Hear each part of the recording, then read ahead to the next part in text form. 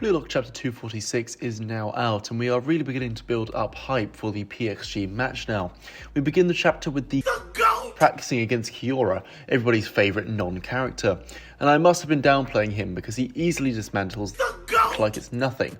In all seriousness though, at this point I'm struggling to see how Igaguri is going to make the cut, especially as unless certain characters have breakout performances in the next match, he, alongside Kiyora, will be taking their spots. Imagine though, he doesn't make the cut, and there is a condensed wildcard. The final arc's about to begin, and out steps Igaguri, jacked, eyes blackened, and radiating aura. Man, I should be writing this series myself. The chapter progresses, and we see the new NEL ranking, giving us a look at what can be expected for the final U20 team, as I believe Ego's voice over the speaker announces that only those ranked 23 and below will be invited to the team. Sendo's happy, Nanase's shitting himself, and Raichi, I swear, bro has to have an outstanding game against PXG because I'm not having him get knocked out at this point.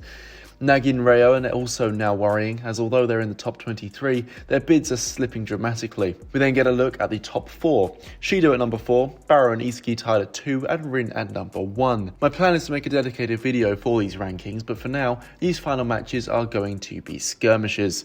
Barrow's done, so his number won't be going higher, though the other 3 definitely will. Unless Shido gets a red card during the Muken match, I can't see it going another way. Noah steps into the room and basically tells Muken to lock in, as he can see how close many of them are to the borderline.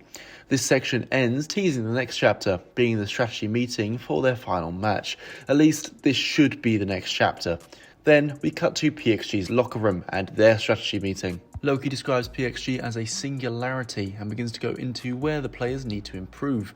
Rin has to increase his amount of shots, with Shido needing to increase his precision, with 12 shots and 3 goals.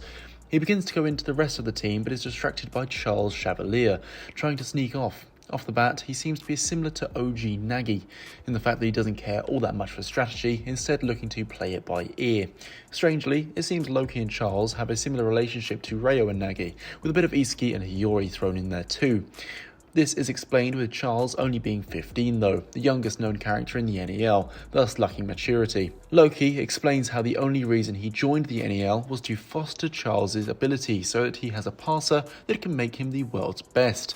We really see Charles's immaturity shine through with his contrarian nature and his willingness to always do the opposite of what Loki suggests.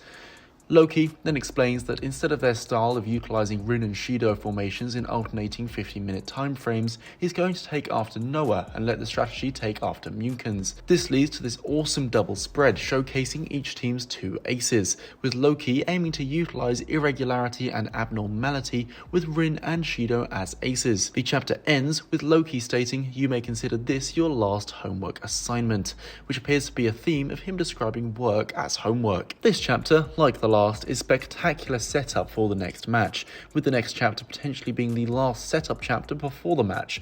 I truly realise now that we are on the precipice of what could potentially be the best match in Blue Lock.